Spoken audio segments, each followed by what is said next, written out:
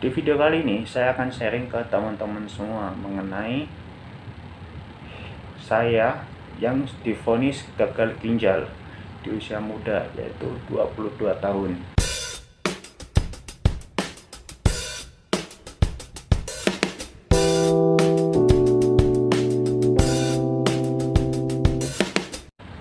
Hai, nama saya Halim, saya 26 tahun. Saya divonis gagal ginjal ketika berumur 22 tahun, yaitu pada November 2018. Saat ini saya melakukan cuci darah rutin selama 2 kali dalam seminggu di salah satu rumah sakit di Sidoarjo. Dan inilah kisah saya. Awal mula saya sakit itu pada November 2018. Waktu itu umur saya 22 tahun. Dan sakit yang saya alami itu selama berminggu-minggu. Itu mengalami mual, muntah, dan nafsu makan benar-benar menurun drastis. Jadi saya tidak punya keturunan gagal ginjal sebelumnya. Saya juga tidak merokok, pernah vapor atau rokok elektrik itu juga cuma beberapa kali aja. Saya tidak minum alkohol, tapi saya memang akui saya lumayan sering konsumsi minuman bersoda, dan itu menjadi trigger dari gagal ginjal saya. Jadi singkat cerita, saya ini seorang mahasiswa, saya kuliah, dan waktu itu saya semester 8. Saya posisi lagi magang atau melakukan rutinitas magang seperti daftar dan lain sebagainya. Lalu kondisi tubuh saya drop. Saya pikir saya kecapean waktu itu, dan ternyata saya sakit selama 2 minggu. Awal itu badan benar-benar sakit, itu mual, muntah, apapun yang masuk itu muntah lagi, dan perut serasa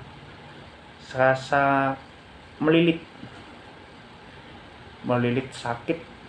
Dan itu saya sendirian di kos karena saya kuliah. Lalu selang beberapa hari saya memutuskan untuk pulang ke rumah. Sesampainya di rumah, saya langsung minta ke dokter. Waktu di dokter itu masih dokter umum ya. Saya coba ke dokter umum di dekat rumah, dan ternyata tidak ditemukan ternyata tidak mendapati hasil. Lalu dirujuklah ke rumah sakit. Waktu itu langsung ke IGD. Kondisi badan saya waktu itu sudah sesak nafas, tapi sesak nafasnya itu kayak ada airnya di dada. Padahal saya nggak punya riwayat asma, tapi emang karena saya dulu itu gemuk, saya pikir sesak karena gemuk. Waktu itu berat badan saya 120 kilogram. Itu obesitas. Jadi saya pikir saya kegemukan paling. Ternyata waktu di IGD diambil sampel darah, cek lab, ditemukan kreatin saya 27, padahal normalnya tidak lebih dari 1. itu shock, tapi apa ya, aku lebih nggak ada ekspresi karena emang nggak tahu apa maksudnya itu, karena sebelumnya itu nggak ada riwayat sakit sama sekali, nggak punya hipertensi, nggak punya apa, tiba-tiba sakit dengan kreatin 27. Singkat cerita, tindakan awal yang disarankan oleh dokter yaitu cuci darah. Keluarga pun memutuskan untuk melakukan cuci darah. Awalnya takut karena yang saya lihat di area sekitar saya isinya hanyalah orang-orang yang tua, yang sudah sepuh-sepuh. Saya ini sendirian, kayak anak muda sendiri di sana. Tapi perawatnya meyakinkan kalau ya emang ini jalan satu-satunya untuk bisa tetap bertahan hidup. Jadi ya mau nggak mau harus cuci darah. Terus nggak lama lalu kemudian dimulailah proses cuci darah. Nah, bagi yang penasaran cuci darah itu kayak gimana, cuci darah itu kayak gini. Jadi nanti ada 2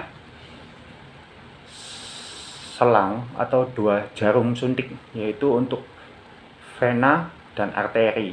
Jadi untuk keluar dan untuk masuk darah. Waktu proses cuci darah awalnya bagi yang penasaran itu sakit ya sakit, tapi jangan dipikirkan sakitnya, tapi ya emang tindakannya kayak gitu. Maksudnya itu cara untuk bertahan hidup, emang udah jalannya, ya itu resikonya, itu akibatnya. Jadi ya mau nggak mau ambil aja. Apakah sakit? Iya sakit, tapi ya gimana, itu jalannya. Singkat cerita, waktu HD berjalan sudah 1 jaman dan ternyata ditemukan darah saya membeku.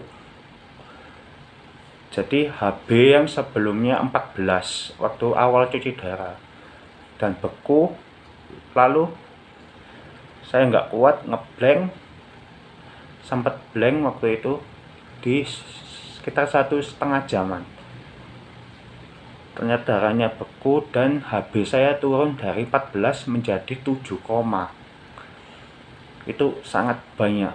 Kenapa? Ya ditemukan tadi kreatinnya itu udah 27, darahnya itu udah kotor banget, butek, gak karu-karuan.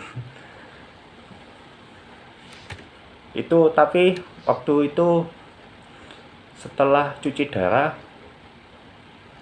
badan udah nggak terlalu sesak. Jadi kan waktu cuci darah itu ada air yang diambil, jadi kita bisa mengambil air dari situ. Jadi kan ginjal fungsinya itu untuk menyaring air, menyaring kelebihan cairan itu nanti dikeluarkan lewat urin atau kencing. Nah, selama sakit itu kencing saya itu masih bisa, tapi nggak tahu ya, kayak ya nggak pernah sakit gimana ya, kencingnya ya nggak tahu itu sedikit atau banyak, itu nggak tahu masihan. Lalu selang 1-2 jam itu badan udah enak dan dilanjutkan transfusi darah itu karena HB-nya terlalu rendah, jadi transfusi dulu, terus ya tahap pemulihan lagi. Jadi nanti balik lagi ke proses cuci darah itu setelah pulih, pemulihan, terus cuci darah lagi. Itu sampai ke kondisi tubuh normal itu berlangsung sampai 2-3 minggu kalau nggak salah. Tapi itu berangsur membaik, 2-3 minggu itu berangsur membaik. Jadi buat kalian semangat terus selama masih proses pemulihan. Itu emang ya itu pertaruhan kalian di situ. Apalagi saya yang kreatinnya 27, itu butuh effort yang lebih. Intinya gagal ginjal ini sangat memungkinkan di usia muda, dan itu biasanya karena memang diawali dari pola hidup kita yang tidak sehat, seperti sering minuman kemasan, minuman sasetan, minuman instan, bahkan junk food. Itu sangat berpengaruh pada tubuh kita. Jadi saran saya untuk kalian agar tetap sehat, selalu minum air putih yang cukup. Lalu kalian bisa imbangi dengan berolahraga dan makan makanan yang sehat. Lalu jangan lupa untuk selalu cek darah kalian, entah itu dari asam urat, kolesterol, tekanan darah tinggi. Bahkan kalau perlu kalian kontrol setiap bulan, karena gagal ginjal itu baru akan ketahuan kalau stadiumnya sudah akhir. Jadi kita nggak tahu, tiba-tiba itu nggak bisa diprediksi gitu. Jadi tiba-tiba kreatin kita itu tinggi, bayangin aja lebih dari 1, itu kalian harus melakukan cuci darah. Dan itu bisa naik secara signifikan. Jadi kita nggak tahu kapan kita stadium awal itu, nggak tahu. Jadi tiba-tiba aja kalau kita nggak pernah ngecek, ya tahu-tahu kreatin kita tinggi, dan tindakan yang dilakukan ya cuci darah. Jadi sekian untuk video ini. Jangan lupa like, comment, dan subscribe.